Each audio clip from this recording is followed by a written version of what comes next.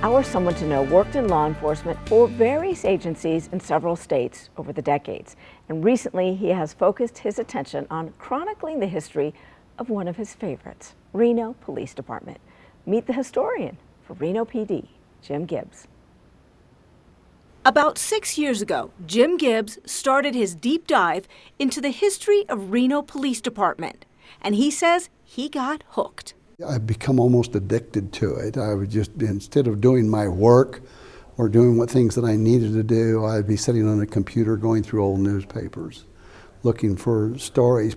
And boy, does Gibbs have some good stories. In the late 1800s, a Reno police officer was shot, and they thought he was going to die. And he was really a beloved guy. His name was Richard Nash. Nash survived. Then, says Gibbs, an angry mob of citizens lynched the assailant and hung him from the Virginia Street Bridge. You know, maybe it's my just interest in the criminal justice system, but I find things like that very interesting. Gibbs himself worked in law enforcement. His time on the force with Reno PD would last less than 1 year. It left him with a deep respect for the men and women who served the city. I graduated from the police academy in '78. So as 2018 was approaching, we were looking at the 40th anniversary of our graduation. So Gibbs began doing some research for a class reunion.